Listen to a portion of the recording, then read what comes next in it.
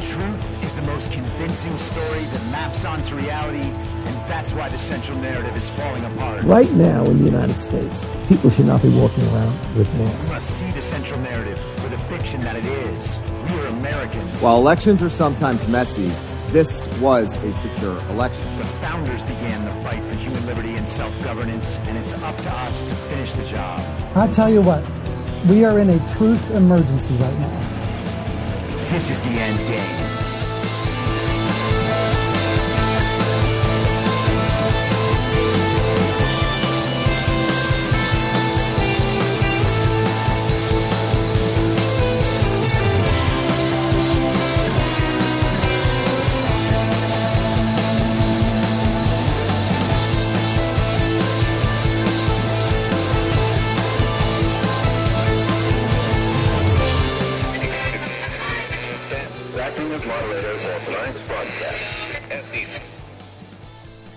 It's Wednesday, December 13th, 2023, the 1057th day of dystopia. I'm your moderator, Chris Paul. Let's be reasonable. A warm welcome and hello to all of you listening to the podcast on the day of its release. The only way to do that is by becoming a paid subscriber at imyourmoderator.substack.com.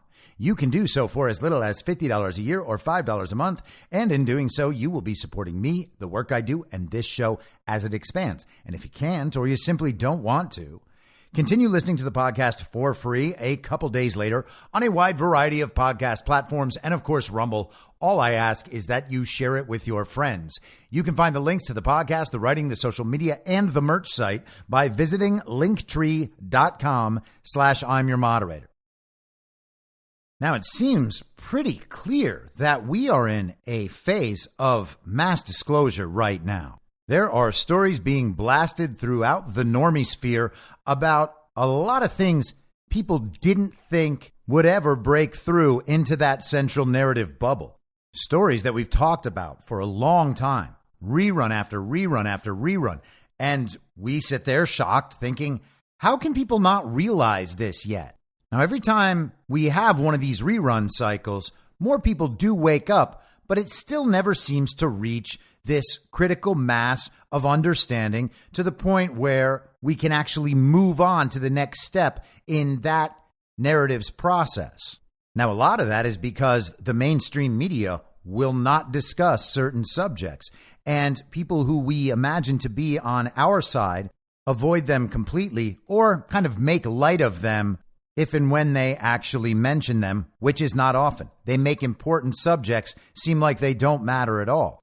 But a lot of things are breaking through right now. And so I want to talk about some of those and then get into what I really want to focus the show today on. But sometimes you just got to clear up all the normie news and get it out there. And I want to start with a very strange article in The Hill.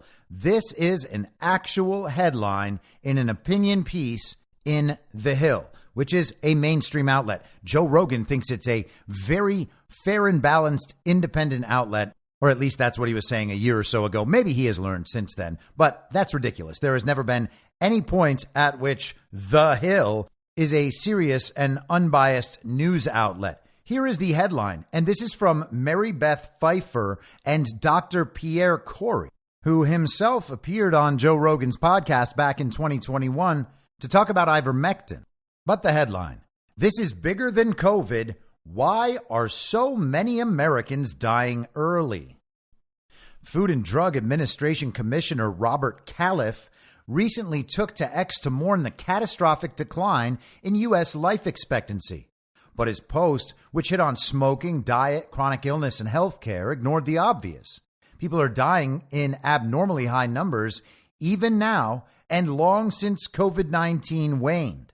Yet public health agencies and medical societies are silent. Now, this article is already making a critical error that would lead a savvy reader to wonder, are these people trying to put one over on me by continuing to repeat the official story about COVID-19, that there was ever a point where COVID-19 was a very deadly pandemic, this virus just floating around everywhere, killing people? That's not what happened. Life insurers have been consistently sounding the alarm over these unexpected or excess deaths, which claimed 158,000 more Americans in the first 9 months of 2023 than in the same period in 2019. That exceeds America's combined losses from every war since Vietnam. Congress should urgently work with insurance experts to investigate this troubling trend. With the worst of COVID behind us, annual deaths for all causes should be back to pre-pandemic levels, or even lower because of the loss of so many sick and infirm Americans. Instead, the death toll remains quote-unquote alarming, quote-unquote disturbing, and deserving of quote-unquote urgent attention, according to insurance industry articles. Actuarial reports used by insurers to inform decisions showed deaths occurring disproportionately among young, working-age people. Nonetheless, America's chief health manager, the Centers for Disease Control and Prevention, opted in September to archive its excess deaths webpage with a note stating, quote, "These data sets will no longer be updated." Now, again, it's very clear that all of this is premised on COVID being a very deadly pandemic, talking about COVID deaths, as if the increase in deaths in 2020 and 2021 was due to COVID and not data manipulation and fraud and a deadly hospital treatment protocol, all premised on a test that they knew didn't work. Now, a lot of people on quote-unquote our side think that Pierre Kory is some kind of hero, and maybe he's a very good man, maybe he's a very smart man, but then you would have to explain why he is saying these things that obviously aren't true. Is he protecting his status within his industry and his reputation? Is he protecting the industry in general? Or is he trying to ease this into the minds of people who still think COVID was a very deadly pandemic? We can talk about the probability of these various options and the morality of these various options, but one thing that is not an option is pretending that it is true that COVID was a very deadly pandemic. For whatever reason, people still think that saying that is okay, as if that isn't the problem. Believing that COVID was a very deadly pandemic that could happen again and that we would have to respond to in some similar ways again, that is part of the problem. We should be extremely wary of anyone who is attempting to preserve the underlying fundamental falsehoods on which all of this is based. I have made that same argument when it comes to election fraud claims, and we will discuss some more of that today as well. Back to the article and skipping forward. COVID-19 claims do not explain the increase in incurred claim incidents, the Society of Actuaries said. COVID-19 deaths dropped 84% from the first 3 quarters of 2021 to the same period in 2023. So we are no longer having COVID deaths reported. They are saying that the deaths dropped. That's not technically accurate. What's accurate is reported deaths attributed to COVID have dropped. There is no real basis for believing there were COVID deaths to begin with. To some extent, we know what is killing the young, with an actuarial analysis of government data showing mortality increases in liver, kidney, and cardiovascular diseases and diabetes. Drug overdoses also soared nationwide, but not primarily in the young working class. Therein lies the most pressing question for insurers, epidemiologists, and health agency officials. Why is the traditionally healthiest sector of our society, young, employed, insured workers, dying at such rates? Public health officials aggressively oversaw the pandemic response, for better or worse. Why aren't they looking into this? Skipping down again. Lockdowns limited access to education, social interaction, and healthcare with documented harm to childhood development, mental health, and the economy. Treatment protocols dictated how doctors should deliver COVID care, primarily in hospitals and with expensive medicines, and limited early access to generic drugs that might have helped. And oh yeah, they were just giving people tests and vaccines in vans outside Target. Vaccines were given to more than 270 million people, among them babies, pregnant women, and workers under employer mandates. The therapeutics warp speed emergency use authorization must be part of any post-pandemic analysis, in light of more than 1 million reports of possible harm to the vaccine adverse events reporting system and a new Yale University study validating a chronic post-vaccination syndrome. And of course, gotta mention warp speed, gotta pin it to Donald Trump. Gotta leave out the part where Donald Trump actually recommended all of those therapeutics that would have made an emergency use authorization impossible. And those therapeutics were blocked by the totally infiltrated and co-opted health agencies under the federal government. They write, actuaries and industry analysts predict excess deaths will continue among people with life insurance through 2030 and are anticipated to be highest at younger ages. This prediction defies normal expectations of mortality for a robust population of people with life insurance. Now consider how other disability-afflicted, poorly insured Americans may fare. So all sorts of young people are going to die by 2030. What could it be due to? Is it due to long COVID? Well, of course not. Is it due to the vaccines, which aren't vaccines? Well, yeah, it seems like there's something to do with those vaccines to blame for this massive and growing problem. And whether this is some slow-moving disclosure op to obfuscate what the real problems are and maintain the idea that we are subject to very deadly pandemics and would have been well off with a vaccine if only it had worked, or whether we are seeing the first stages of legitimate public disclosure about all this. The point is that the central narrative is having to incorporate this story that they have tried to hold off for a very, very long time with all of their resources, including government-directed censorship. Now, I have absolutely no doubt that at the point a critical mass of Americans understand that the vaccine was a very, very bad idea for them to get, we will see the blame Donald Trump for the vaccine op kick into full gear in a way we probably haven't seen before. We've seen rerun after rerun, cycle after cycle, now for nearly 2 years, certainly a year and a half. And the Ron op has incorporated it. People on our side have pretended to fall into that as part of that Ron op, as part of that establishment op, as part of the Get Trump op. There is a lot of incentive to be the formerly Trump-supporting person who now thinks that Trump is a very, very bad guy because of the vaccine. Why won't he say the thing about the vaccine? I just can't trust him until he takes responsibility for the vaccine I chose to take. Trump didn't force anybody to get the vaccine. There is no argument that it is Trump's fault. And it's important for people to understand this as they watch the op actually emerge and show itself. There's an intentional effort out there that has been building for a couple of years to claim that Donald Trump is responsible for genocide due to this toxic vaccine, despite the fact that he didn't make it and he didn't mandate anyone to get it. He basically just said, yeah, I think it's a good idea.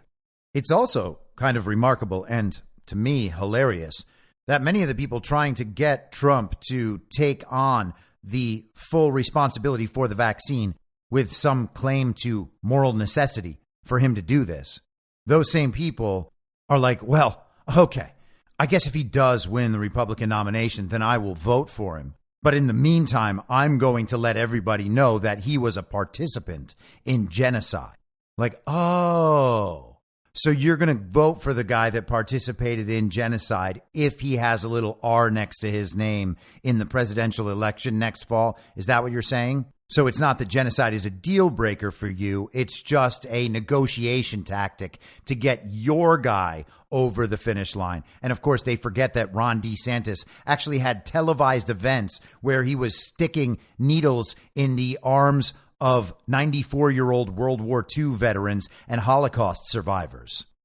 But the point is to be cognizant watching this emerge. We are now incorporating the idea that the vaccines aren't good. And once people understand that, blame will be shifted and directed toward Donald Trump and MAGA, of course. But let's continue with some more normie news. This is the New York Post today. Hunter Biden ducks House interview under threat of contempt, insists Joe not financially involved in foreign business. And Hunter gave a little speech today, so let's hear what he was told to say. But I'm also here today to correct how the MAGA right has portrayed me for their political purposes. I am first and foremost a son, a father, a brother, and a husband from a loving and and supportive family. I'm proud to have earned degrees from Georgetown University and Yale Law School. I'm proud of my legal career and business career. I'm proud of my time serving on a dozen different boards of directors. And I'm proud of my efforts to forge global business relationships. For 6 years, MAGA Republicans, including members of the House committees who are in a closed-door session right now, have impugned my character, invaded my privacy, attacked my wife, my children, my family, and my friends. They've ridiculed my struggle with addiction, they've belittled my recovery, and they have tried to dehumanize me, all to embarrass and damage my father, who has devoted his entire public life to service. For 6 years, I have been the target of the unrelenting Trump attack machine, shouting, "Where's Hunter?" Well, here's my answer. I am here. Let me state as clearly as I can. My father was not financially involved in my business, not as a practicing lawyer, not as a board member of Burisma, not in my partnership with a Chinese private businessman, not in my investments at home nor abroad, and certainly not as an artist. During my battle with addiction, my parents were there for me. They literally saved my life. They helped me in ways that I will never be able to repay. Of course, they would never expect me to. And in the depths of my addiction, I was extremely irresponsible with my finances. But to suggest that is grounds for an impeachment inquiry is beyond the absurd. Now, apologies for the sound there, but I wanted to get at least part of what Hunter was saying. That is just the sound as it is. Fox News ran the same footage with the same background noise. Hunter is giving these comments outside of the U.S. Capitol. And so you heard what that was all intended to communicate. All of this is some fever dream by those MAGA conspiracy theorists. It is all about getting Joe, even though Joe was not involved in Hunter's business in any way. He's had some problems with drugs and he's made some bad financial decisions, but these MAGA Republicans won't stop attacking him and his family and everyone associated with him. There's no way at all that Joe Biden was involved in Hunter's business. Not with the spy chief of China, not with the energy companies in Burisma that his dad was being investigated for, that whole quid pro quo, and definitely not with the biolab stuff in Ukraine. There's no way any of that revolved around Joe Biden being the vice president and now the fake president. Hunter was not selling access to his father and not accepting payoffs for his father going along with the agenda of the global regime. All of that is a conspiracy theory made up by MAGA. Yes, it happens to be evidenced in the report on the Biden laptop done by Marco Polo in great length and great detail over the course of 640 pages. But all of that is also made up, and they're just trying to impeach Joe Biden, to take this great president out of his role as fake president. They just don't want him to keep being so great, so they are making this whole thing up to get rid of Joe Biden. The Post article says, first son Hunter Biden made a shameless plea for public sympathy outside the Capitol on Wednesday, skipping a transcribed interview with the House Oversight Committee under the threat of being held in contempt. President Biden's son had received a subpoena to be interviewed by the Oversight Committee behind closed doors at 9:30 a.m. Instead, he began his surprise 5-minute speech about 10 minutes later. House Republicans said that Hunter's decision will propel forward a planned Wednesday evening vote to formally authorize an impeachment inquiry that began September 12th to look into Joe Biden's role in his son and brother's foreign dealings. Hunter Biden's legal team, led by high-powered attorney Abby Lowell, repeatedly sought a public hearing where House Democrats could grandstand rather than an initial closed-door deposition in which committee members and attorneys would ask questions.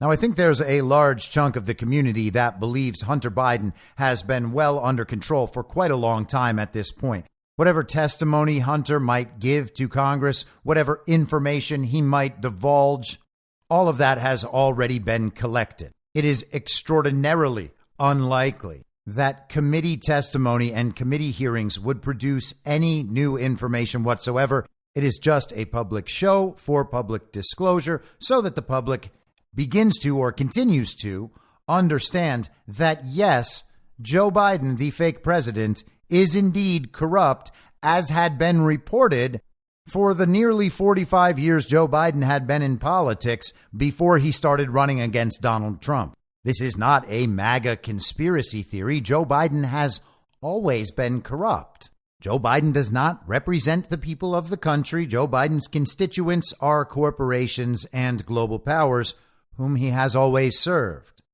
He was mentored in politics for 3 decades by a Klan leader. Unless Joe Biden is the world's greatest secret agent, then he is absolutely, unquestionably one of the most corrupt politicians in American history, if not the most corrupt. He is literally serving as an illegitimate president right now. Again, unless he's some kind of double agent, Joe Biden is going to go down as one of the greatest traitors in American history. He will be the new Benedict Arnold, and far worse. So if the testimony doesn't matter and isn't real, and the hearings are just for the public show, then we can just forget about all this stuff. This is the public show. Hunter went and talked to the Senate for a second. He came out and delivered this ridiculous speech, blamed it all on his addiction, tried to paint himself as the victim, and then he skipped his testimony. But he was subpoenaed. And now we are all supposed to feel that this is very unfair. And of course it is. We do actually have a 2-tiered system of justice in this country. It is being displayed to you again right here. Most of us have already learned this lesson, so we can go on incorporating that lesson and see what else there is to learn. So this is one side of the show. What's the other side of the show? Well, we have to get mad at the unfairness of the situation. And so we have James Comer and Jim Jordan in the House putting out this statement. Comer and Jordan, statement on Hunter Biden failing to appear for deposition. House Committee on Oversight and Accountability Chairman James Comer and Judiciary Committee Chairman Jim Jordan made the following statement after Hunter Biden failed to appear for his deposition. Hunter Biden today defied lawful subpoenas, and we will now initiate contempt of Congress proceedings. We will not provide special treatment because his last name is Biden. As our committees were today prepared to depose Hunter Biden, he chose to make a public statement on Capitol Hill instead, where he said his father, Joe Biden, was not financially involved in his family's business dealings. Exactly how was Joe Biden involved? Evidence shows Joe Biden met with Hunter's business associates, and his name was at the center of the family business strategy. Today, the House will vote on an impeachment inquiry resolution to strengthen our legal case in the courts as we face obstruction from the White House and witnesses. Today's obstruction by Hunter Biden reinforces the need for a formal vote. President Biden and his family must be held accountable for their corruption and obstruction, and we will provide that to the American people. A deposition is a standard investigative procedure used by attorneys and congressional investigators. Democrats have used depositions in their investigations, including the Adam Schiff impeachment inquiry. Even Jamie Raskin emphasized the importance of depositions. So, all of the illegitimate committees of Democrats used these depositions as parts of their investigations, and it's totally fair. They should be allowed to do this. But the House, as it stands right now, is not being allowed to do their job and do their investigative work.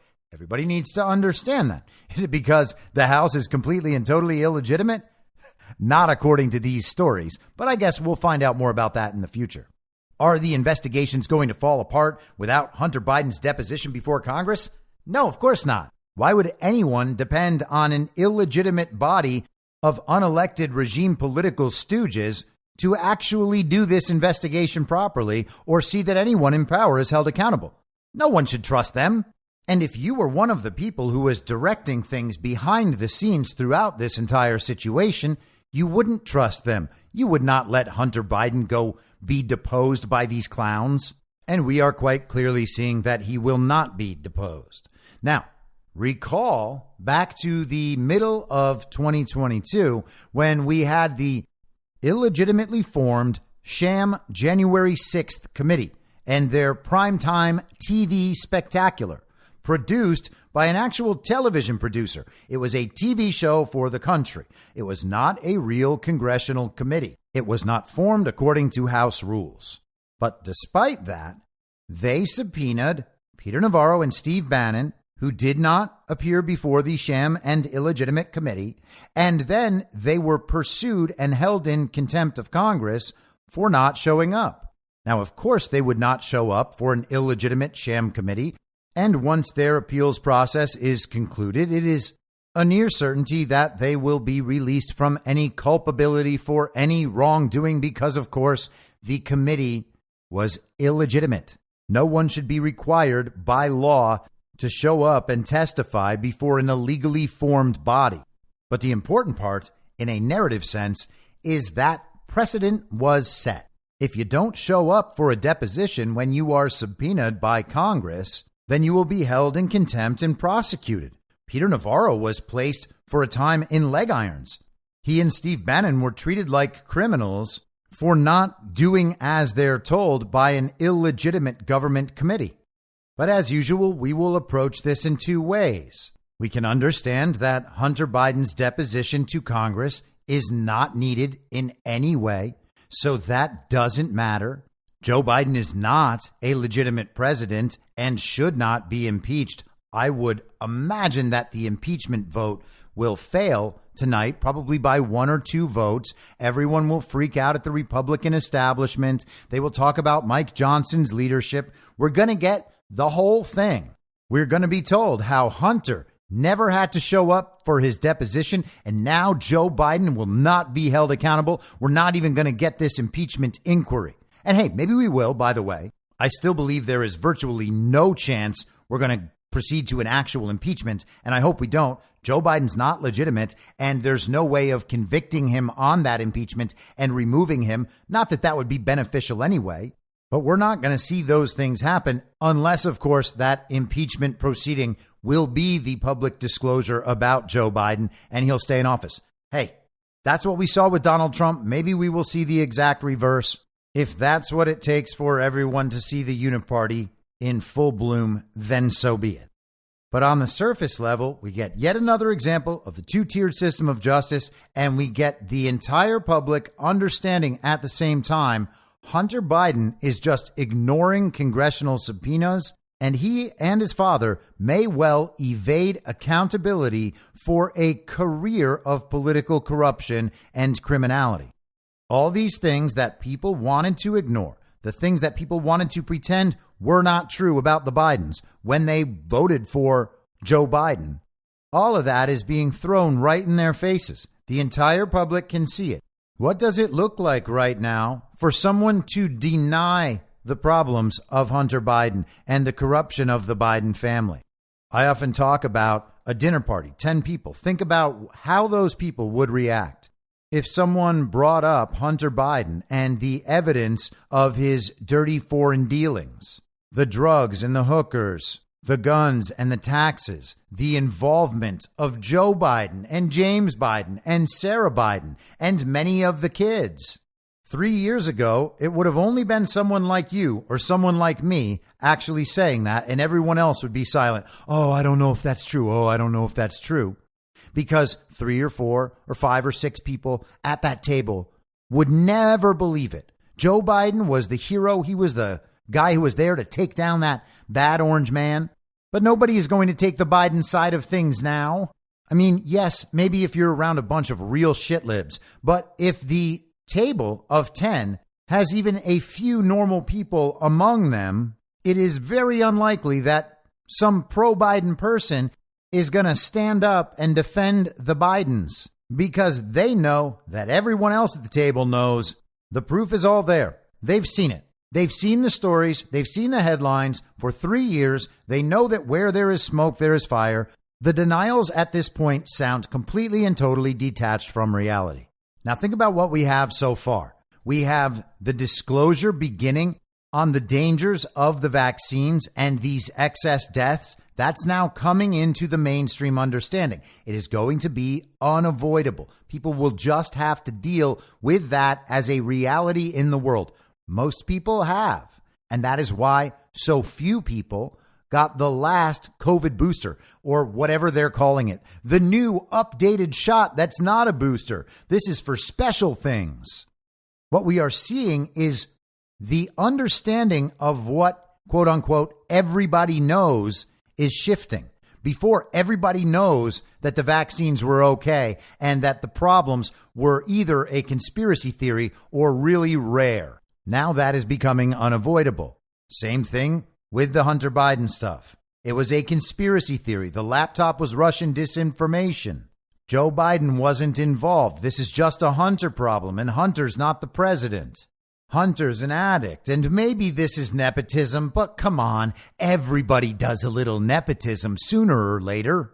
Well, now we have Hunter avoiding a congressional subpoena for a deposition on the same day the House is going to vote on whether or not to launch a formal impeachment inquiry against the fake president, Joe Biden. Those are two major storylines which were ignored for a very, very long time, now being put right in everyone's faces. And let's just briefly touch on one more. This is Julie Kelly today on X, formerly Twitter. Holy shit. Supreme Court will review 1512 C2 obstruction of an official proceeding case. This is the felony used against 300 plus J6ers and represents half of Jack Smith's indictment against Trump. If SCOTUS determines DOJ has misused the statute, this will be a game changer. And she links to an article of hers from November 1st, which I will get to in just a second. She continued, "This is a day so many J6ers have been waiting for. Lives destroyed, people rotting in prison. All because Biden's DOJ abused a post-Enron evidence tampering statute. And what will Jack Smith do now? 2 of 4 counts in his indictment in jeopardy. This is potentially more impactful than the immunity issue. And that immunity issue is on its way to the Supreme Court. Jack Smith is trying to bypass the appeals process and get the issue sent directly to the Supreme Court, where they will determine whether or not a president would be immune from prosecution in something he believes to be the proper execution of his duties as president. The argument, of course, being Donald Trump knew the elections were stolen, and it is then his duty as president to pursue those claims of election theft and election fraud. Julie Kelly writes of Jack Smith, will he drop the 1512 C2 related counts? Will he seek a superseding indictment with other charges? Trump's lawyers presumably will file a motion to dismiss those counts. And so let's just go through a bit of her article from November 1st of this year in Real Clear Investigations, Untested Legal Imaginations, the Mother of Trump and January 6 Prosecutions. Donald Trump doesn't know Thomas Robertson, but the former president's fate appears inextricably tied to that of the former Army Ranger who was convicted last year for his involvement in the J6 protest at the U.S. Capitol. That's because the prosecutions of Trump and his supporters, including Robertson, have often depended on reimagining the law in novel ways. To advance the narrative that Trump colluded with Russia, for example, the Department of Justice seized on the little-used Foreign Agents Registration Act, that's FARA, to justify probes and wiretaps of Trump allies. In the Georgia election fraud case against Trump and numerous campaign advisors, Fulton County District Attorney Fani Willis is using a law intended to combat organized crime, the RICO Act, in what even her supporters describe as a stretch.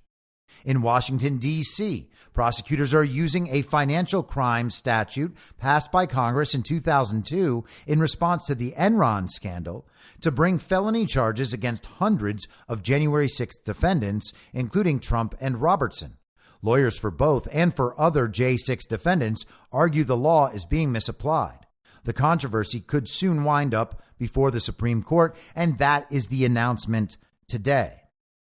Defense attorneys say the government is using the power of law enforcement to misinterpret and even weaponize nebulous language in the legal code.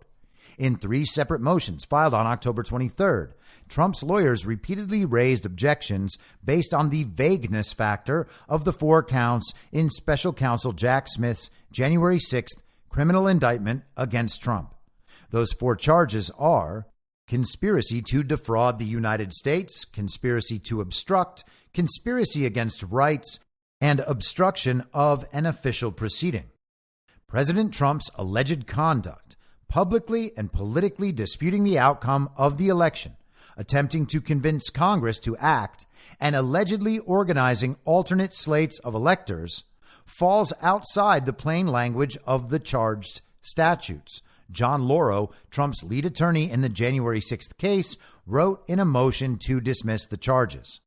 One of the key statutes in question is 18 U.S. Code Section 1512C2, part of the 2002 Sarbanes-Oxley Act passed by Congress to prevent fraudulent financial reporting by corporations.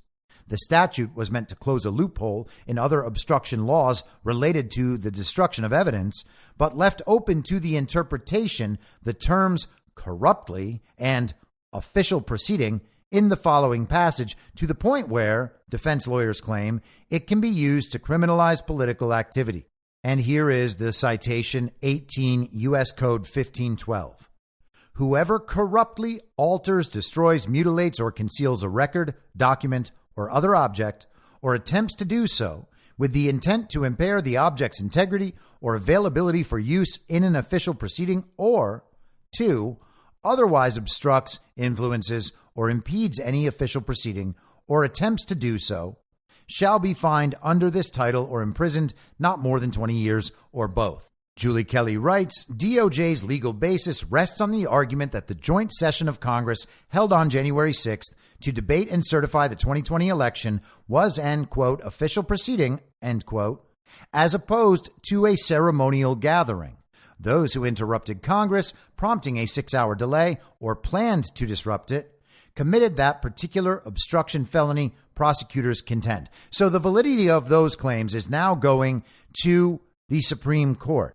And that's happening because Donald Trump is accused of violating this rule, as were many of the J6 defendants, over 300, according to Julie Kelly. So if the Supreme Court decides in Trump's favor here that this section cannot be applied or was misapplied, then the J6 defendants would be entitled to have their charges dropped or dismissed on the same grounds.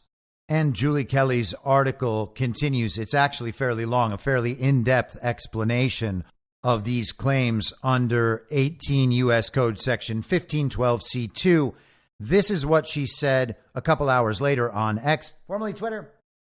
As I reported several days ago, as we awaited SCOTUS decision on 1512C2, this represents a collision course with Jack Smith. SCOTUS likely will hear oral arguments in March or April, the same time Trump is on trial for the same charge. And in parentheses, she says, if March 4th trial date sticks, which seems impossible now. But let's say it sticks, and Trump is convicted by a D.C. jury. Then SCOTUS comes down with the decision in June that reverses how DOJ and Smith interpreted 1512C2. The same month, Judge Chutkan would be prepared to sentence Trump. Bonkers. And so she's saying that Jack Smith trial with Tanya Chutkan could happen in March if that trial date of March 4th is not delayed any further. If she then goes ahead and convicts Donald Trump, and then not too long after the Supreme Court decides with Donald Trump relative to this issue, that would completely blow up the conviction in that Jack Smith case. And imagine what that would tell the general public. all of these hundreds of J6 protesters were charged under this obscure rule related to financial statements that the Department of Justice under the fake president misapplied intentionally to these J6 protesters and then misapplied intentionally to Donald Trump. And for what purpose? Election interference. I often try to imagine what it would be like to be one of these standard issue villagers, particularly on the uniparty left. You've spent years arguing with virtually no support whatsoever, no evidentiary support, no logical support, no moral support. There is no case to be made for their side on any of these issues, but they have made it as hard and as angrily as they can for 3 years. And now they are seeing it fall apart. And it's not just these little chinks in the armor that have come every couple of weeks for the last 3 years that they will find some debunking to. They will find some explanation that they believe sounds plausible. It's enough for the rest of their fellow child brains who don't want to pay any attention at all. They just hear some headline pop up and then they search around. They see, oh, all the experts say that's no problem. And they just ignore it again. But the people who have been ignoring it and the people who have been actively fighting against it, they're not going to have anywhere left to stand on any of this stuff, because once, quote unquote, everybody knows, they can't use the same arguments anymore. Everyone has already heard those arguments. All these people who are not at all on our timeline and do not engage with the information environment we live in, they already know all those arguments. They've already accepted all those arguments. They may have even repeated those arguments. When those arguments fall apart and they understand that no one believes the things they themselves have been saying for years, it's not like all the arguments and the debunkings, everything that they used to avoid the truth of these situations for 3 years. It's not like that stuff is going to work again and start convincing people to go back to it. If you hold a position and you find out your position is not only wrong, it's the opposite of what everyone else can clearly see, the likelihood of you being convinced that your initial position was correct, even though everyone can now see it's wrong and has moved away from it, is like zero. You don't go from pretending that Joe Biden received 81 million real lawful American votes, for instance, to understanding there's absolutely no way that could have happened and no proof anywhere that it did, and then get reconvinced that you were right the first time. They would actually have to show you the 81 million real lawful American votes, and they can't do that because those votes don't exist and our elections aren't real.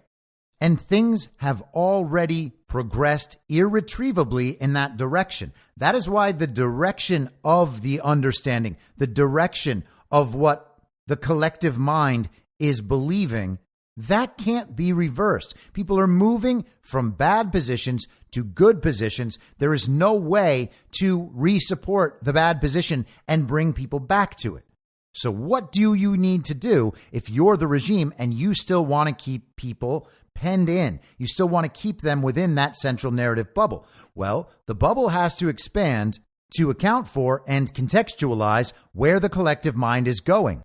Burning Bright and I talked about this a little bit last night on Badlands Story Hour. I've talked about it on this podcast many times. There is a clip available on Rumble. If you search Ben Shapiro's Diner, from an episode of this podcast I did like a year ago, talking about how Ben Shapiro was basically a place where you might stop off for a little while. You're driving down the highway, your destination is in sight, you are moving that direction, and you feel like getting some gas, using the bathroom, having a bite. So you stop off at Ben Shapiro's Diner, and then you never, ever leave. They just keep you in the diner. You had your destination. You were on the way there. You got sidetracked. You're just going to stay in Ben Shapiro's Diner forever. That's what has to happen. The regime has to incorporate your new understanding and then misdirect you, guide you to a place that they can still deal with you. And that's what the controlled opposition is for. And so let's get to the last thing I really want to talk about. So we discussed on Monday how Tucker Carlson had interviewed Alex Jones. That interview was finally put up on X, formerly Twitter. And Over the weekend, Alex Jones was invited back to the X, formerly Twitter, platform. All of the very important Twitter people got together in Twitter Spaces to talk about how free speech was the most important thing ever, even though besides Elon Musk, virtually none of them had ever actually stood up for free speech or had their own speech inhibited in any meaningful way.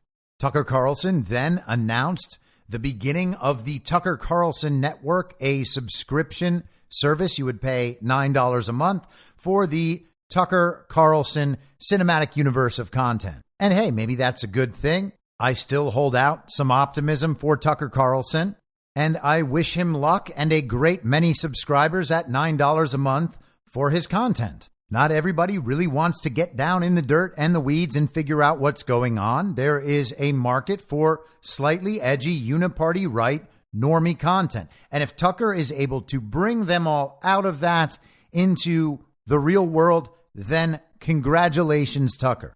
He was interviewed on Steve Bannon's War Room this morning, and Tucker reiterated that his primary goal was helping people awaken to this reality that has been obscured from them for so long.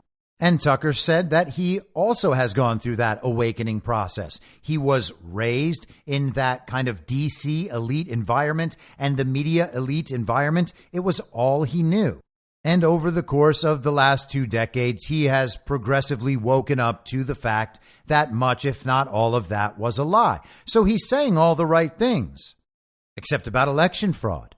In terms of people in the mainstream, he has probably mentioned it the most times. He made slight allusions to it every now and then on Fox News, and he hints at it here and there. He has talked about how Joe Biden is a dictator, but he has never gone really all the way into election fraud. Now, were all those little bits and pieces, all those little hints over the last 3 years, were they building towards something? Possible. Were they part of a very, very slow disclosure op? And Tucker is doing exactly what he has to do to wake people up at the proper speed? I'm open to the interpretation.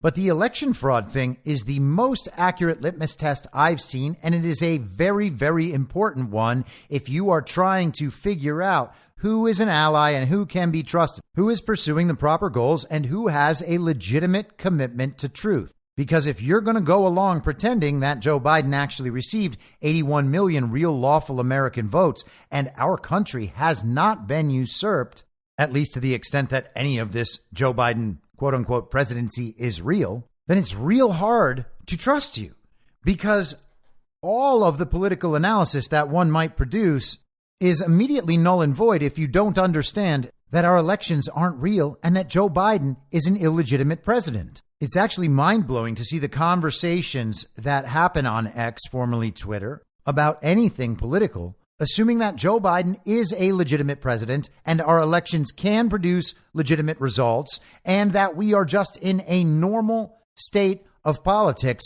in this country. None of that is true. Nothing could be more obvious. And yet people who we're told are smart and on our side just continue along as if everything is normal. And in fact, they perpetuate people's misunderstanding that things are normal when they are not. Now, I have said for a very, very long time that it would be inevitable that the truth about our elections would come into full view of the American public. And I still believe we are headed toward that point. And I think that we are beginning to see the mainstream's full embrace of that reality. And I think we have a pretty major example of it right here. This is Tucker Carlson, who's doing a massive media tour right now and being mentioned as a potential Trump vice president. He's also keynoting the AmFest this weekend, the Turning Point event. But here he is with standard issue uniparty right villager and mass media personality Megyn Kelly, who did the red carpet interviews for Daily Wire's movie about male athletes in women's sports, lady ballers. That Megyn Kelly, the Megyn Kelly who was the moderator of the fake GOP primary debate last week. Here's Tucker Carlson with Megyn Kelly. If this Judge Chutkan in D.C., this federal judge, because we assume Trump's going to get convicted in that case. I mean, the smart bet would be this DC jury convicts him because they hate him politically. 92% voted for Joe Biden, and she hates him. That if she puts him in jail pending appeal before the election, the country's going to burn. And then all this blowback, all these people say, oh my God, she's calling for violence. I'm not calling for violence, but there is no way the Trump base is not going to be beside itself with anger at that level of deprivation of being able to simply vote for the candidate of choice. That's what's being taken away here, like to your point. Now, let's just pause right there before we get into more of the election-related stuff. She is saying that Judge Chutkan and other judges dealing with Trump cases, if they go and lock him up, that's election interference. They're telling the public, you're not allowed to vote for this guy. And this is coming from someone, Megyn Kelly, who is, for the most part, an election fraud denier and has been for 3 years. She's one of those people who makes the case that the elections were stolen legally. Democrats just know how to run that election system so well with the ballot chasing and the ballot harvesting and the mail-in voting and the early voting. They're just taking advantage of the system as it exists. And Republicans, they're not doing the same thing. That's how they stole it. Or they stole it through the big tech censorship of Hunter Biden laptops, or they stole it through the lawfare and made it so that Donald Trump wouldn't be able to win any of his cases. But whatever it is, Joe Biden didn't actually steal the election. It might have been rigged for him and rigged against Donald Trump, but he didn't outright steal it. And we can't say that anybody actually did anything wrong, and we can't actually prove any of this stuff, which means that Joe Biden is still a legitimate president because the process just went all the way through, and you got to trust her because she's a lawyer. So that person is finally understanding that the regime might have it in its interest to prevent people from exercising their right to vote for Donald Trump. But don't worry, it didn't happen in 2020. Now she's saying if that happens, if they try to put Trump away and prevent people from exercising their right to vote, well, then we might see violence. That's the thing. Trump supporters, you know how violent they are. Remember back in 2020 when we were told about the Transition Integrity Project and all the plans to deal with those violent Trump supporters afterwards? They would have street action, just like all that violence from the summer of 2020 when Trump supporters were out there destroying cities and looting stores and beating and robbing people and murdering police officers. Oh, no, wait, that was the Democrats. That was the regime. That was Black Lives Matter, Antifa, domestic terrorists. That was not Trump supporters at all. But you know how violent Trump supporters were on January 6th. Oh, wait, that wasn't them either. That was actually instigated by various groups, some of them law enforcement, some of them seemingly Ukrainian Nazis. What are they doing there? But you know those Trump supporters, they don't get their way and then they start civil wars. And that's what all of this has ultimately been leading to, right? We're going to have a civil war, and MAGA is going to start it because of all their grievances and because of Donald Trump, the authoritarian dictator. It's a strange narrative for a major mass media figure to be pushing, considering that she has ignored the primary grievance that all of these people have for over 3 years now. People act like when media figures like Megyn Kelly or like Tucker Carlson say a few things about election fraud or about how Joe Biden might not be the most popular president of all time, or he might not be all that legitimate. People think that those are little crumbs. They're just guiding their audience toward the awakening very, very slowly. And all of the rationalizations and excuses they're making about how the country hasn't actually been usurped, and we should just go on treating everything as normal. Let's focus on these fake primaries. Let's focus on the 2024 election. Let's talk about who Donald Trump's vice president is going to be. But those aren't all crumbs. Those aren't slow disclosures. Those are little baby limited hangouts to say, hey, yeah, we know that the election was stolen, but we're not going to allow you to call it a usurpation. We're not going to allow you to call Joe Biden illegitimate. We're just going to say, yeah, okay, you're not totally crazy. Are you happy now? Please shut up. We're going to keep going. We understand that you think this is some unbelievable injustice, but you're not allowed to actually say that, and we're not going to say it. So be happy that at least we're telling you that it was stolen legally. You get it? It was stolen, but legally. So that means it's okay. We're telling you that the regime just got real tricky with all those election laws that they put in place. And so they stole it from Donald Trump. They made sure that the people's voice wouldn't be heard and wouldn't be enacted. But you'll be happy to know they did it legally. Now, if you don't accept their answer and you keep acting upset about it, well, then they're going to get scared. What do you mean you don't accept our answer that the election was stolen legally? What are you going to do about it?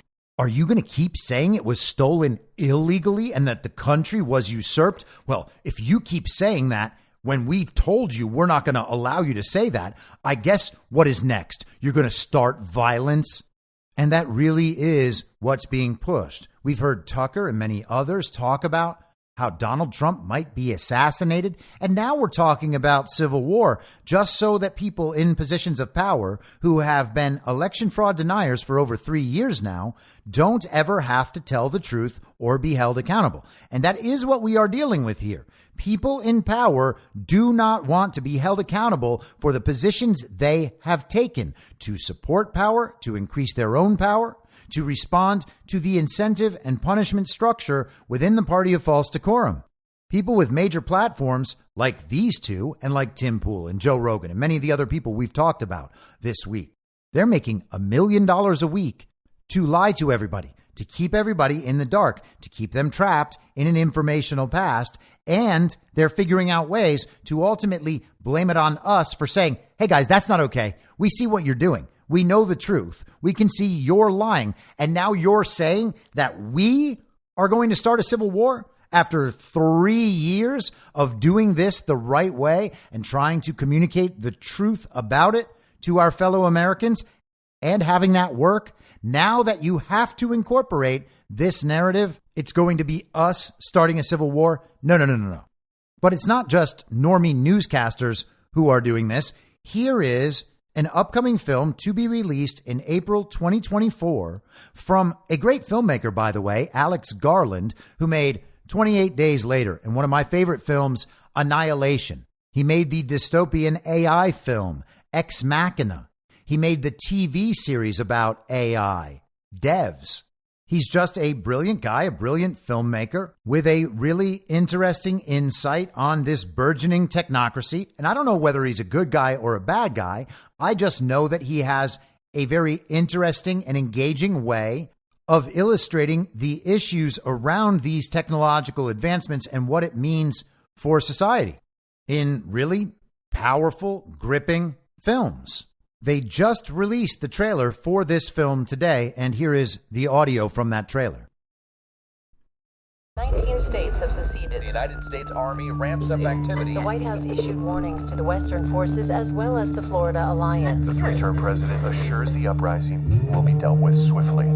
Let me know if you want to try anything on. Are you guys aware there's like a pretty huge civil war going on all across America? We just try to stay out. With what we see on the news, seems like it's for the best.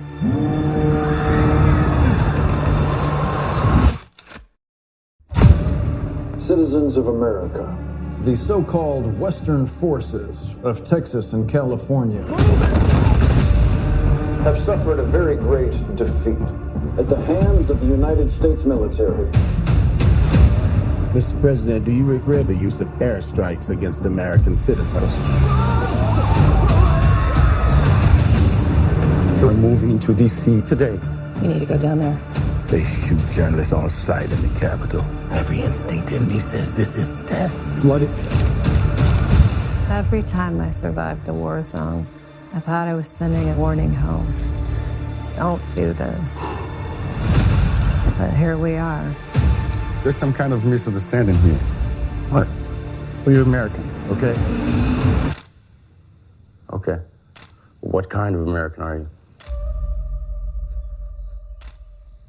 You don't know? The Western forces will reach the White House on July 4th. Oh my God. Get in the car! Get in the car!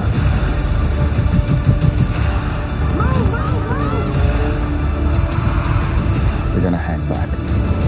I'm not hanging back. One nation under God, indivisible, with liberty and justice for all.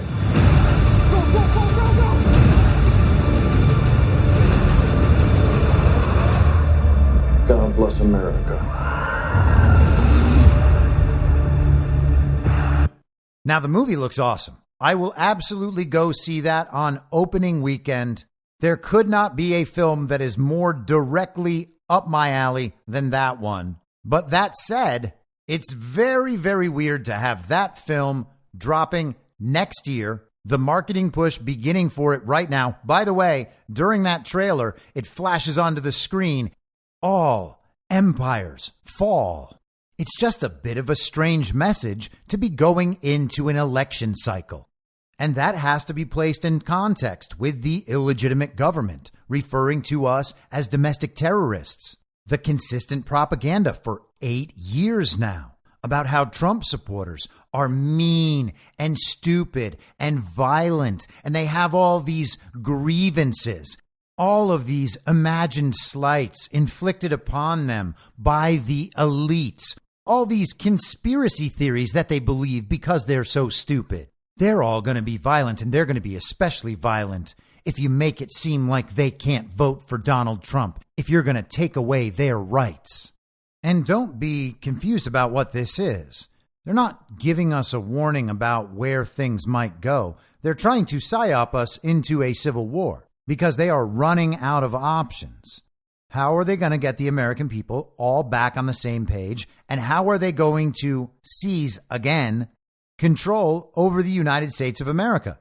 Especially in the situation where Donald Trump is once again publicly recognized as president, which may require him winning an election in 2024. I talked last week about how in a world of fake elections, all that matters in terms of winning an election is winning the public narrative, making it clear to the public that there is no way anyone other than Donald Trump or whoever else might be running in a different scenario could possibly win. It doesn't matter if they have the apparatus rigged in these primary states, which is what they're certainly trying to do. Chris Sununu went on television with Nikki Haley this morning in New Hampshire and asked New Hampshire independents and Democrats to come vote in the New Hampshire Republican primary for Nikki Haley. They're doing whatever they can to eliminate Donald Trump, but the only way they can do it successfully is if they can somehow create a narrative through line that would communicate to people that Donald Trump actually could have lost to Ron DeSantis or Nikki Haley or whoever else. And they've been totally unsuccessful at doing that. No one could possibly believe that Donald Trump will lose the primary to Ron DeSantis or Nikki Haley. It's preposterous. And after that point, we will see potentially some people who have supported these other uniparty right candidates, or maybe Vivek Ramaswamy, come back to Donald Trump and his support will increase, and the rest will go oppose him in the Lincoln Project, or they'll back Liz Cheney or something else ridiculous. Maybe some of them will go to RFK Jr. But then they're going to have to try to convince the public that there is some way that Joe Biden or Liz Cheney or Gavin Newsom or RFK Jr. or whoever it ends up being could possibly beat Donald Trump, and that's not going to work either, particularly after it is impossible to ignore evidence of stolen elections. We've discussed this before. At that point, they're going to have to try something else. The first thing will be to attempt to subvert Donald Trump. Maybe they can get a handler in there as vice president, and that person can subvert Donald Trump from the inside. Maybe they'll be able to keep enough of the deep state there, but those probably aren't going to work either. So then they have to call Donald Trump a dictator and a Nazi, and they've been fully engaged in that effort, but that's not going to work either. So they're running out of options. What's left? Well, maybe they could try violence on the streets and call Donald Trump an illegitimate president as he tries to deal with that problem. We already had the preview of that from 2020. We had violence in the streets, and The public narrative was that Donald Trump's hands were tied. He could not act. He could not use the Insurrection Act. He could not send the National Guard anywhere. And if he did, they would call those National Guard troops Donald Trump's stormtroopers. We saw all of that when they tried to defend the federal courthouse in Portland for over 100 consecutive nights. But let's get back to Megyn Kelly and Tucker Carlson and hear Tucker's response. Well, yeah. And, speaking of violence, that's what you're going to get. And speaking as someone who detests violence, and I've seen war, that's why I detest violence. So I spent a lot of my career trying to argue against more wars because I think violence is the worst thing. But I'm just being honest here. If you leave people no alternative, then what do you think is going to happen? I mean, the whole point of electoral democracy is that it's a pressure relief valve that takes people who are very frustrated with the way things are going and gives them a way to express themselves, have their desires heard, and ultimately their will done to be represented in a peaceful way. And if you take that away, if you haven't staged an unfair election, which 2020 was, if you suppress information that voters need to make an informed decision, you're rigging the election, and they did that. So if you keep doing that, and people are like, wait, I have no economic power. You've devalued my currency. So it's like $11 for a dozen eggs. And my vote doesn't matter anymore. Well, then what do I have? Like, what power do I have? And, you're going to get violence if you keep this shit up. And that's just the truth. And I am very upset about that. I don't want that to happen. I think the counter violence will be much more extreme than the violence. But any rational person can see what's coming. So they have to stop this. The charges against Trump are not real. They're not even for serious crimes. I was told Trump was like a murderer and had killed a bunch of people in New Jersey or something. He didn't even cheat on his taxes. And they're treating him like a felon at the same time, like they protect, Epstein until they have to murder him in his cell. It's like, it's insane. And it's all on public display. Everybody knows what's going on. So I do think the people in charge, the people who are pulling the strings on Tanya Chutkin or whatever these ridiculous front people they hire, those people need to really think this through a little bit. You're about to wreck the country. Don't do this, please. Yeah. And yet, day after day, we continue to get more ridiculous think pieces like the one I mentioned at Axios, which is very worried about the white men in Trump's imaginary second cabinet, that are sounding the alarm as follows. One of the terrible things we're going to see under a second Trump term. They want to target and jail their critics. Hello. Hundreds of people have gone to jail for criticizing Biden in the last election. Be honest, to mention what they're doing to Donald Trump in 4 different courtrooms, criminal courtrooms, forget the civil, right now. The rest of the list is kind of funny, Tucker. This is what Axios wants us to worry about. They're also threatening in a second Trump administration to deport undocumented immigrants. Hello? To unleash the military, to target drug cartels in Mexico, or possibly crack down on criminals or protesters at home. I laughed. I'm like, are they trying to drive GOP turnout here? Because this is not going to have the effect they intend. You do. I mean, I do think that in 5 years, we won't have outlets like Axios or NBC News. I mean, I do think the whole edifice is crumbling. But in the meantime, you would like to get, say, 300 Haitian immigrants and move them by force into the home of that reporter, or anybody who doubts the severity of what it means to live in a country with no borders. Like they're immune from the effects of these insane country-destroying policies, and so they don't care. But it would be nice to sort of make it a little more personal for them. It's like, oh, you care so much about refugees? Here's 3 dozen. You're now responsible for them. No, they're not getting welfare. You're paying for them. How's that? You educate their kids. You share a bathroom. Like, I'm totally over this. This is the destruction of our country. We're watching it in real time. I was born here. I have no other passport. I'm not going anywhere else. I'm going to have to live with this, and so are my children, and God willing, my grandchildren. And it's being abetted by the news media. They're not calling the shots, but they're defending them and encouraging them. And I really do hope that they feel the sting of the things they're defending at some point, that it's not just working class whites in Southern Ohio or Vermont who are having to live with this crap. You know what I mean? It really should come to Logan Circle very soon. Now, again, I really like Tucker, and I'm very optimistic that Tucker is a good man and on the right side of things and doing all of this for the right reasons. I am far less optimistic about Megyn Kelly, but I hope that she proves herself to be a good person and doing all of this for the right reasons as well. This isn't about them. Consider the irony of how Tucker left off there. And maybe he's intending this to be ironic. He is a clever person and he is able to very subtly make points that other people might not be so subtle about. And he is very effective at making those points that way sometimes. But he just turned responsibility right back to the news media. And he's concerned that they have been lying to the people about the situation in the country for too long. And he's talking to somebody who lies about the situation in our country when it comes to elections. And Tucker is not in a great place himself. Yes, he is better than everyone else in the mainstream media, but that is a very, very low bar to cross. Our country is definitely awakening slowly to the reality of our stolen elections, but people like Tucker Carlson and Megyn Kelly and Joe Rogan and Tim Pool, and you can go on down the list, all the Daily Wire guys, all the Blaze guys, the Ron Op, all of it. All of those people have held back the public's understanding about our stolen elections. They have not propelled that forward. They are not responsible for awakening the public to these problems. And it is maybe the most critical problem to awaken the country to. Now, if it is the last in a series of small awakenings that eventually leads to a certain point where they awaken to the really big things, and this is all set out on a timeline, then wonderful. Okay, then wonderful.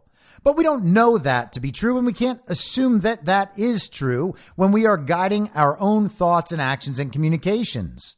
So it ultimately sounds like what we have is two very wealthy and famous and prominent and secure people now concerned that their level of comfort might eventually be put in jeopardy by the way the country is falling apart, and they want to shift the responsibility for communicating the hardest possible messages to other people who aren't them, even though they haven't done it. And so once again, let's look at this in two ways.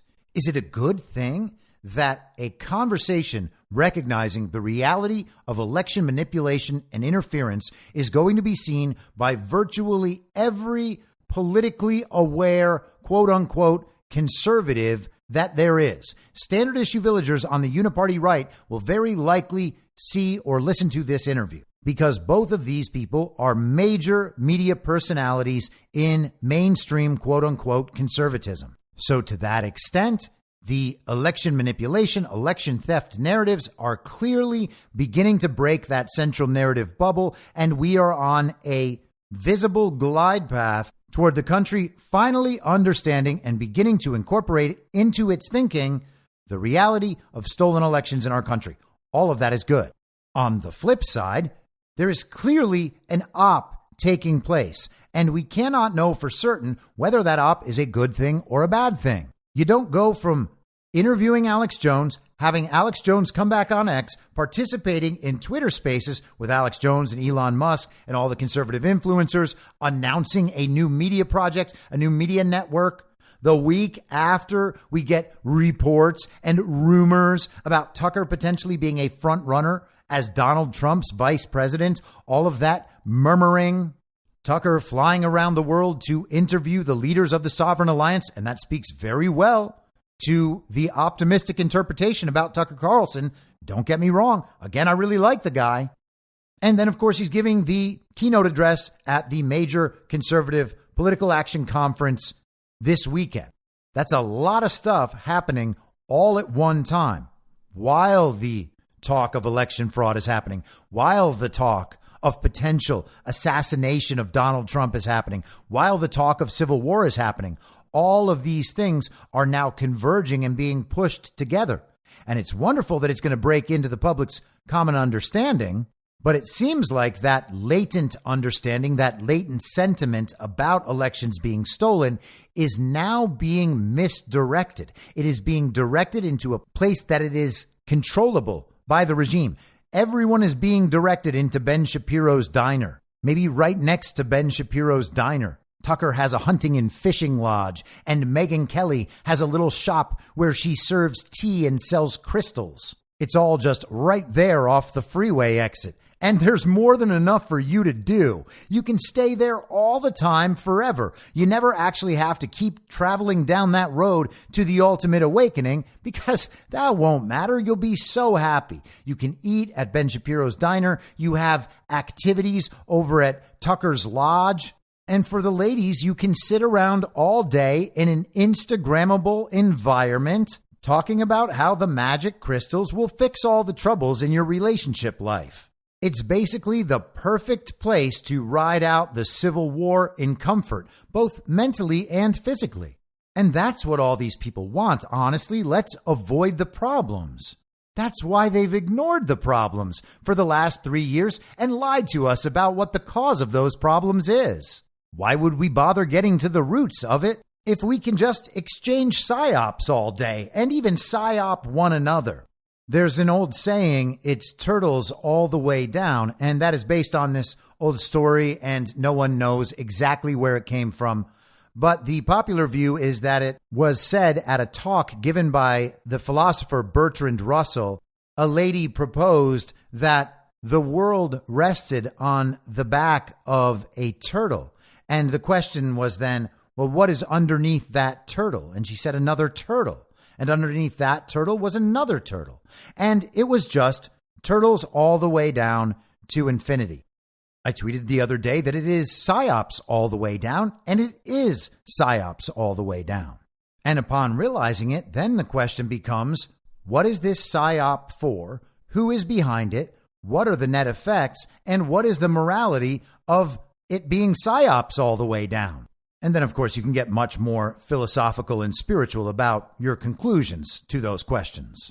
But I think ultimately what we are seeing are the first major signs of another one of those narratives kind of converging at a point where it is about to break into the full public understanding. Our elections are stolen. It was always inevitable for the public to understand this. Now the point is, how will the public react? Where will people be guided to in their new understanding? And will they come to understand the full impact of the fact that our elections are stolen? Will they think it's only about Donald Trump? Or will they realize that it happens in their local government, in their little towns, and their cities and their states? Will they understand that their school boards are illegitimate? Will they understand that it is the process itself that is corrupted?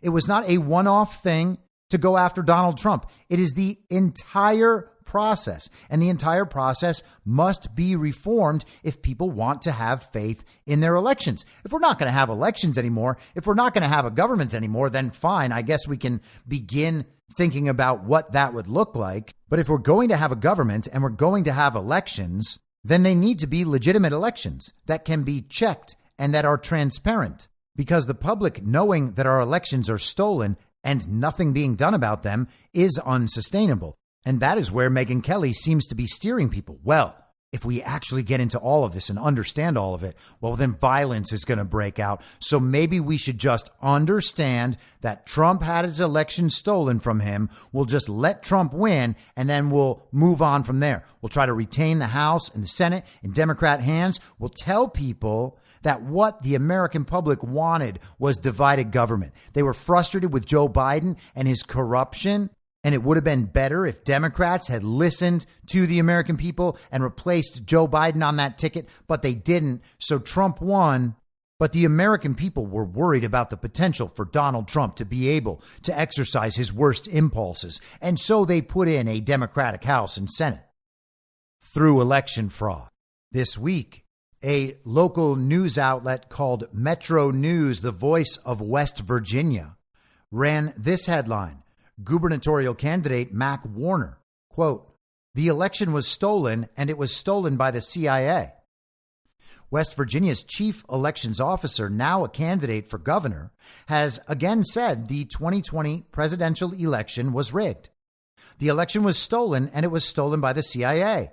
Secretary of State Mac Warner, a Republican, said Thursday night during a Metro News debate for gubernatorial candidates. Of the candidates at the debate, Warner was the only one who went so far. The article notes that fellow gubernatorial candidate, Attorney General Patrick Morrisey, who didn't attend the debate, signed West Virginia onto a 2020 federal lawsuit that sought to invalidate election results in Michigan, Georgia, Wisconsin, and Pennsylvania that the Supreme Court dismissed for lack of standing. The article then goes on to paint Mac Warner as a conspiracy theorist. It talks about how he has been endorsed by Lieutenant General Michael Flynn, and naturally they will do whatever they can to marginalize him so that these sorts of viewpoints are not taken seriously. But I think this is a pretty good indication of what we might be seeing in various campaigns next year. It is not going to be possible for Republican candidates to get elected pretty much anywhere while denying election fraud. And once again, it'll be a litmus test. If candidates are not talking about stolen elections in this country, it's impossible to trust them. And that presents a real conundrum if they are trying to get elected in a rigged process. Now, the best case scenario is for all of this evidence about election fraud to reach a full public acceptance through Donald Trump's trials. If that happens, Republicans are all going to have policies that deal with our elections. And it seems to me that any candidate who fails to address that in advance of the public fully understanding what's happened is really putting himself in an indefensible position, only speaking up for election integrity after the entire country understands that our elections are stolen. Is anyone going to believe that these politicians didn't know? Why didn't they do the work and check? Why didn't Megyn Kelly and Tucker Carlson, by the way, do the work and check? Oh, it's because they're getting paid a ridiculous amount of money to never talk about those issues. Oh, it's because they want to maintain their public reputation within the party of false decorum. They don't want to be attacked. They don't want to be called stupid or conspiracy theorists.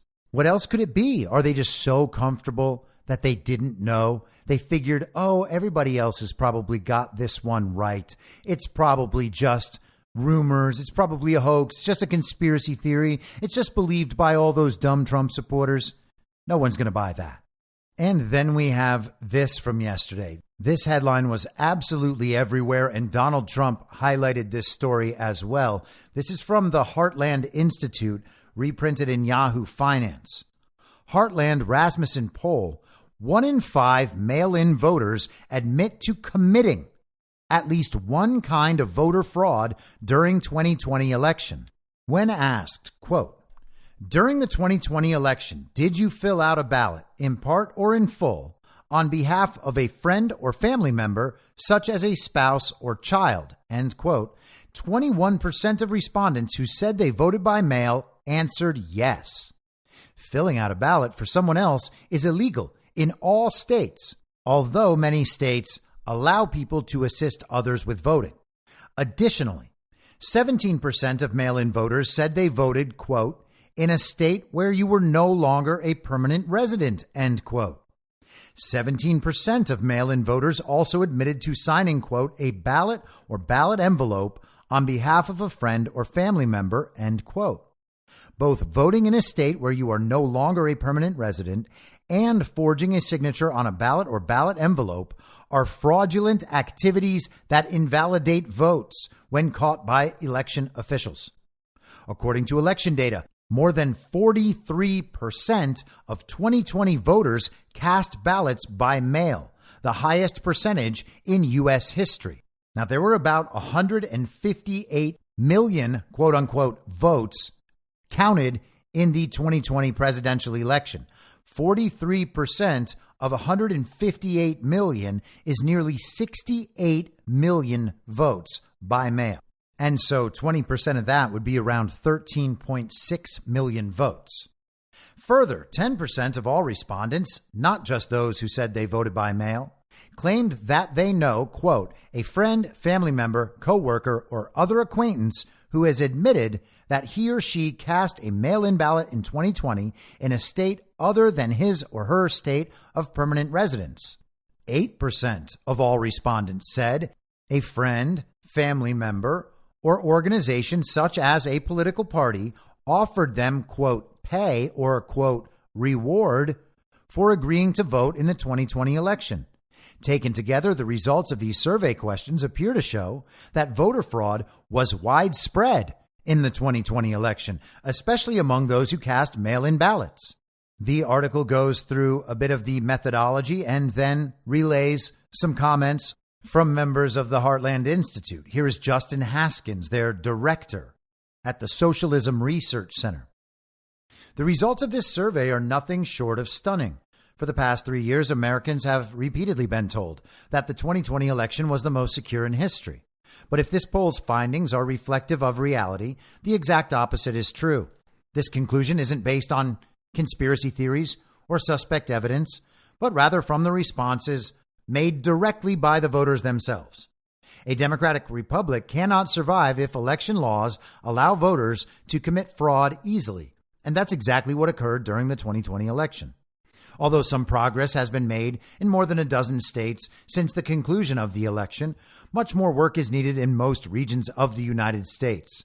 If America's election laws do not improve soon, voters and politicians will continue to question the truthfulness and fairness of all future elections. Here is Heartland's research editor and research fellow Jack McFerrin. The survey emphatically suggests that the 2020 presidential election results were contaminated by widespread voter fraud, despite the mainstream media's constant attempts to gaslight the American public into believing the opposite. Of the 30% of Americans claiming they voted by mail in this survey, at least 1 in every 5 engaged in one or more kinds of voter fraud. And then he tacks on his very safe and very ridiculous opinion that we should only be concerned about this looking forward. There's no reason to take this information and then want to relitigate the past. Heartland's vice president and director of communications, Jim Lakely, said, "Anyone who believed that the 2020 election was the most secure in American history trusted a corrupt deep state more than their eyes and common sense. Yet this narrative continues to dominate corporate media coverage. Our election systems are broken in this country. If we do not fix them, including harsh punishments for those who break the law, as many admitted to in this survey, it will be impossible to trust any election moving forward. If you don't protect the integrity of the election process and every single ballot, the franchise means nothing, and we no longer live in a society governed by the actual will of the people." And here we are.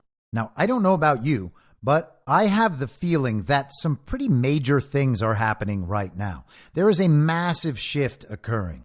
Now, it's entirely possible that all of this is kind of coming into the public understanding at the same time so that it is just so distracting for everybody, especially with the holidays going on. Maybe this is all just to take attention away from the spending that they want to pass, the National Defense Authorization Act, so they can put in new FISA standards and continue to allow themselves the power to violate Americans' privacy. They want more spending for Ukraine. They want more spending for Israel. They must have more spending for Israel. So maybe the theory is just dump it all on everyone at once, and people will be so destabilized and so confused that they will be much easier to guide toward that little freeway rest stop where we have Ben Shapiro's Diner and Tucker's Hunting and Fishing Lodge and Megyn Kelly's little tea and crystal shop. But this is what we need to be aware of. Eventually, the information is going to come out. People are almost numb to it at this point because it has been so long. And when they finally come to realize it, it is going to be very easy for the regime to keep them penned in simply by telling them that what is done and we just need to move on. Everything is still normal. Politics as usual. Just accept the scraps and the crumbs that you are given, because if you don't, we're going to blame you for all the violence on the streets that, of course, we're going to start. You might think it would be crazy to actually tell people, hey, your elections aren't real, and think that people will just ignore it. But this is how that process happens. They tell people that they need to ignore it unless they're going to go out and start some kind of civil war, unless they want to really become the problem. Sorry about your stolen elections, but this is no time to get upset about it. Not with another stolen election coming. I'll be back tomorrow at the same reasonable time on the same reasonable podcast network. I don't have a network. Masks and lockdowns don't work. They lied to you about a pandemic. and Joe Biden will never be president. In my mind, that's the end game. If you're listening to this episode for free, you can support me and support the show and the work I do by signing up for a paid subscription at imyourmoderator.substack.com. You can do so for as low as $50 a year or $5 a month. Comes out to under a quarter per episode, and you'll blast right through the paywall for all of the writing. The merch store is www.cancelcouture.com, and you can find everything else by heading to Linktree, linktree.com/imyourmoderator. And I'll see you soon out on the range.